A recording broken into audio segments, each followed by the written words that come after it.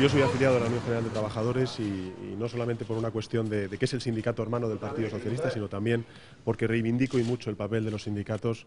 Tenía interés en poder charlar más detenidamente a lo que lo hicimos durante la campaña electoral y de manera privada pues el secretario general Cándido Méndez y yo mismo. Creo que el Partido Popular y el Gobierno durante estos últimos 3 años de gobierno, lo que ha hecho ha sido precisamente romper muchos de los consensos sociales, políticos, que se habían forjado a lo largo de los últimos 30 años de democracia. Yo creo en el diálogo social, creo en el papel de los sindicatos y creo que además aquellas reformas que son más eficaces para los ciudadanos, para la sociedad y también para nuestra economía tienen que ver con ese diálogo entre los agentes sociales y, desde luego, fundamentalmente entre los sindicatos. Yo he coincidido con el secretario general, con Cándido, en que el Gobierno está utilizando la crisis como gran excusa para construir su modelo de sociedad, que es un modelo de sociedad desigual. Y el ejemplo más claro, el más evidente, lo tenemos en la reforma fiscal y en la reforma laboral. En la reforma laboral se han reducido los costes de indemnización del despido y en la reforma fiscal lo que está proponiendo el Gobierno de España es subir los impuestos por el cobro de esa menor cuantía en la indemnización del despido. Y eso nada tiene que ver con la crisis, tiene que ver con una forma de entender la sociedad, una forma de castigar aún más al que es más débil, porque, entre otras cuestiones, lo que está haciendo también el Gobierno de España es rebajar los impuestos en esa propuesta de reforma fiscal a aquellas rentas más altas. En consecuencia, nosotros compartimos también esa petición, esa exigencia, más que petición, al Gobierno de España de que tiene que revisar esa propuesta de reforma fiscal en todos los ámbitos, pero también y sobre todo en la rebaja del pago de impuestos a aquellos desempleados que están cobrando una menor indemnización por despido. También hemos compartido el que, en fin, es verdad que existe una recuperación económica, pero que esa recuperación económica es desigual, que se está creando trabajo, pero que el trabajo que se está creando es inferior, muy inferior al esperado para reducir esos millones de desempleados que ahora mismo hay en nuestro país y, sobre todo, también la calidad del trabajo que se está creando, ¿no? Con contratos a tiempo parcial, contratos precarios y poco contrato fijo, ¿no?, por parte de las empresas. Y compartimos la preocupación que tienen los sindicatos y que nosotros también hemos manifestado en relación con la sentencia del Tribunal Constitucional. No nos parece que se deban de consolidar la precarización, la pérdida de derechos de los trabajadores y trabajadoras, y en ese sentido nosotros, ya les anuncio, haremos, a partir de que se inicie el periodo de sesiones en septiembre, una batería importante de medidas para recuperar derechos de los trabajadores y para crear trabajo desde el punto de vista económico mucho más intenso, mucho más ágil, pero también con mayores derechos para los trabajadores. Decirles también que en esta reforma laboral lo que se está haciendo es producir una devaluación de los salarios, y esa devaluación de los salarios, nosotros lo que hacemos es proponer una subida del salario mínimo interprofesional que sin duda va a mejorar y mucho las capacidades de consumo de todos los trabajadores.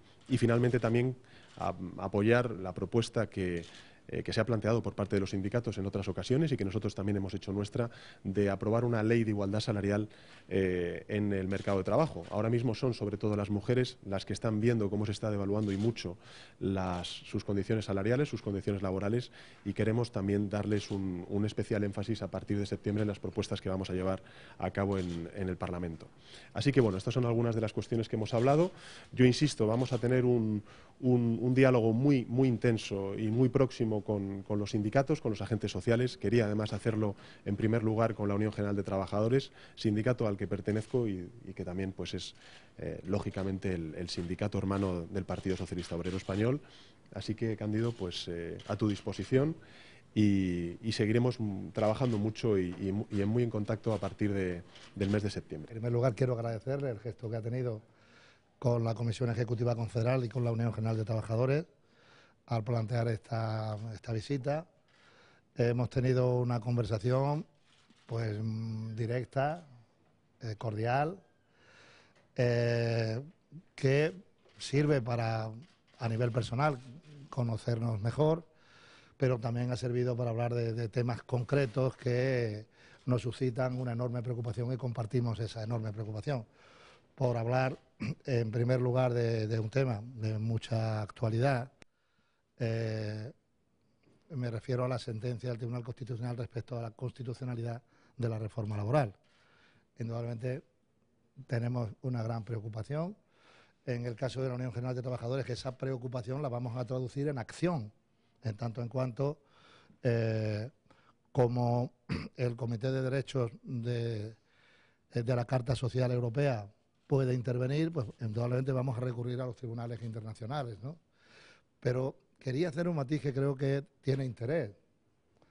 El que el Tribunal Constitucional diga que es constitucional esta serie de apartados de la reforma laboral no quiere decir que no se tengan que someter a la legalidad ordinaria. Es decir, hay otro campo de juego, que es la interpretación de la aplicación de estos artículos por los tribunales ordinarios. Y ahí tendría la última palabra el Tribunal Supremo. Quiero decirlo porque la batalla legal no termina en el Tribunal Constitucional. Luego hay que verlo en los tribunales ordinarios.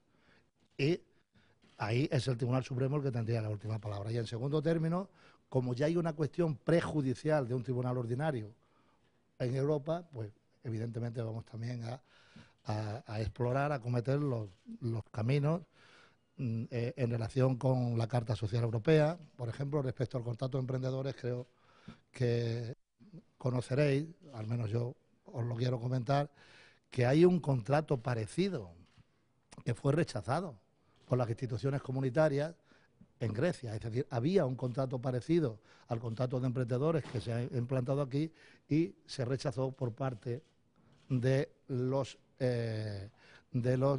tribunales desde las instituciones comunitarias. Ese es un tema. Otro tema en el que creo que tenemos coincidencia es el hecho de que la recuperación económica es verdad que se está dando en el plano macroeconómico, pero la recuperación económica, para que sea efectiva, tiene que traducirse necesariamente en empleo y en mejora de los salarios. Mejora de los salarios y empleo, en este caso, son los dos ejes a través de los cuales se debe de consolidar la recuperación de la economía y a su vez, claro, resolver los problemas más acuciantes que tienen las trabajadoras y los trabajadores, que es la falta de empleo y que los salarios pues son salarios en muchos casos muy bajos. Y el tercer elemento que hemos comentado tiene que ver con la reforma fiscal. Nosotros la reforma fiscal la vemos como un instrumento para la recuperación económica, como un instrumento para la redistribución de las cargas fiscales. Debe de tener un eje muy importante que es la lucha contra el fraude fiscal y además debe de servir a través de la rebaja del IVA de los productos de primera necesidad para mejorar la capacidad de consumo de las trabajadoras y de los trabajadores. También debe servir, por lo tanto, para la mejora del poder adquisitivo de los trabajadores a través de la rebaja del IVA. Y por último, y en relación con este tema, pues indudablemente todo lo relacionado con el aumento de la tributación en la indemnización por despido, pues lógicamente pensamos que hay que rectificarlo y yo en este caso lo que espero es que el Gobierno, que se comprometió con nosotros, que en el sentido de que antes de que acabara esta semana, o a lo más tardar el lunes de la semana que viene, ya nos daría una propuesta de rectificación de lo que ha planteado respecto a la indemnización por despido, que podamos tener ya esa información para poderla valorar.